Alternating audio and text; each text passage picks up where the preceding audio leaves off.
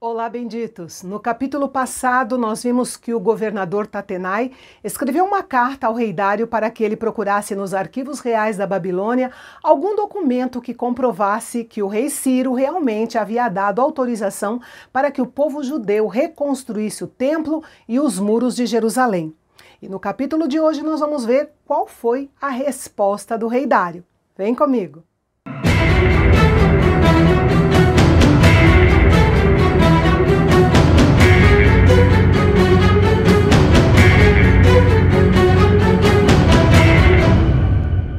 A busca pelo decreto do rei Ciro foi feita primeiro na Babilônia, onde ele havia se declarado rei e onde muitos judeus exilados viviam. Se o tal documento não estivesse nas devidas bibliotecas, seria muito natural que eles parassem a busca, não é mesmo? Mas, como Deus estava no controle, a busca continuou até que o decreto de Ciro fosse encontrado. O rolo de couro contendo o registro do decreto foi encontrado em Ecbatana, que era uma residência de verão dos reis persas, para onde provavelmente Ciro foi depois de conquistar a Babilônia. Os rolos de couro eram usados na Pérsia para documentos oficiais em aramaico. O decreto de Ciro dava ao povo judeu o direito de retornar, repovoar a Judéia e reconstruir o templo e a cidade de Jerusalém. Tudo seria financiado pelo Tesouro Real. Além disso, todos os utensílios da casa de Deus que tinham sido tirados por Nabucodonosor, cerca de 2 gerações antes, deveriam ser devolvidos ao templo de Jerusalém.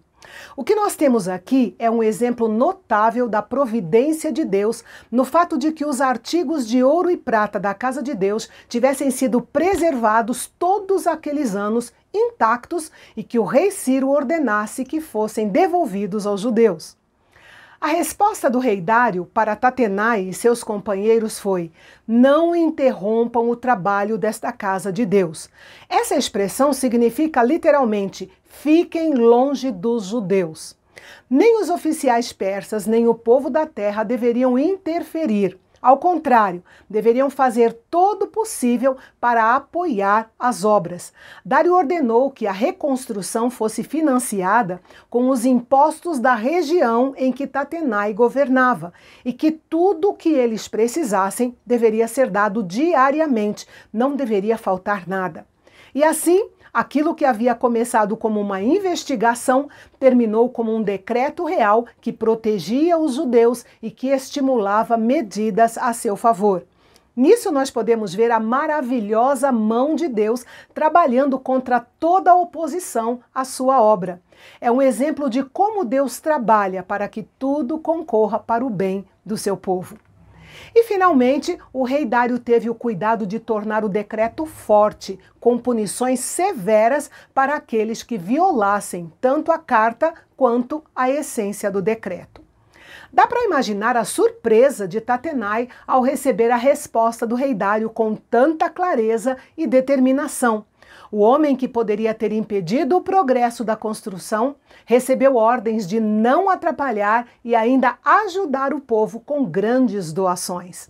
O que aprendemos aqui é que, se certos assuntos só podem ser resolvidos por referência a grandes homens, devemos fazer nossa solicitação.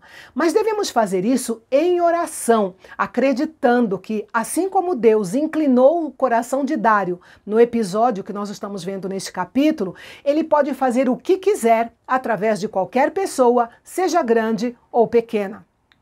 Enfim, Tatenai e seus companheiros foram diligentes em apoiar e financiar o trabalho de reconstrução do templo, e o povo de Deus prosperou conforme as profecias dos profetas Ageu e Zacarias. Aliás, é bom destacar aqui que as palavras e o ministério pessoal desses profetas foram um componente importantíssimo no sucesso do trabalho da reconstrução do templo.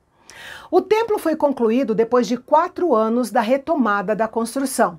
Era um trabalho tão grande que, mesmo com todos dando o melhor de si, não conseguiram concluir tão rápido.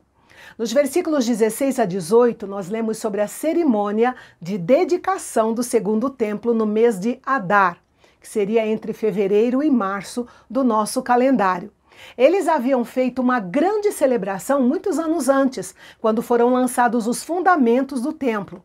Mas esta celebração foi da inauguração do templo totalmente terminado. Foi uma celebração bem simples, porém, o mais importante era que Deus tinha se agradado do seu povo e do seu trabalho para restaurar a adoração em Jerusalém.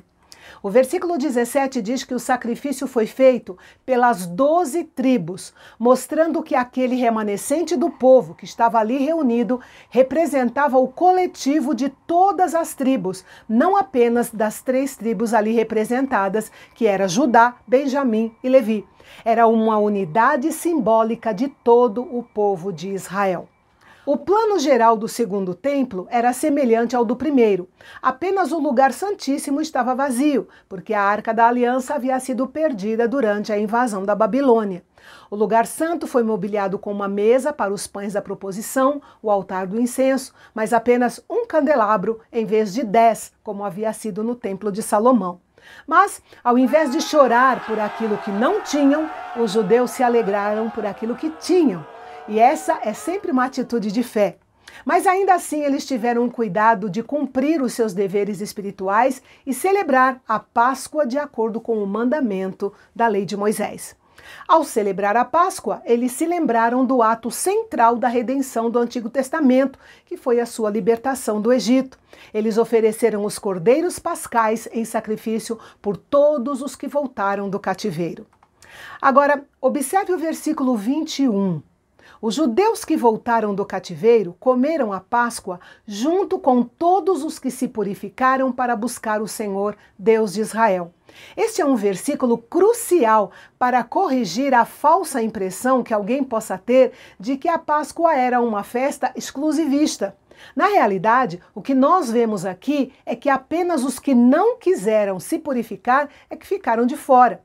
O estrangeiro que reconheceu o poder e a santidade de Deus encontrou uma porta aberta para participar da celebração. Foi-lhes dada uma oportunidade, assim como foi dada a Raabe e a Ruth. O povo celebrou a Páscoa, seguida da festa dos pães sem fermento, durante 7 dias, com muita alegria, porque o Senhor havia respondido suas orações e cumprido as profecias. Eles tinham muitos motivos para extravasar a sua alegria. No versículo 22, nós vemos que Dário é chamado de rei da Assíria. Esse era um título de Dário representando o seu domínio sobre os distritos que no passado haviam pertencido ao rei da Assíria. E assim termina o primeiro estágio relativo a uma geração da reabilitação do povo judeu de volta à sua terra. Começou quando o Senhor despertou o espírito de Ciro e terminou com a ação de Deus no coração de Dário. Esse capítulo nos ensina que quaisquer que sejam as circunstâncias, podemos crer que Deus será fiel. Quando cantamos Tu és fiel, Senhor, estamos declarando uma verdade maravilhosa, na qual devemos crer, por mais difícil que seja a situação. Alguns anos se passaram e no reinado de Artaxerxes, o escriba e sacerdote Esdras finalmente chegou a Jerusalém, junto com outro grupo de judeus. Mas esse é um assunto para o nosso próximo encontro aqui no canal Bendito, onde a teologia é para todos.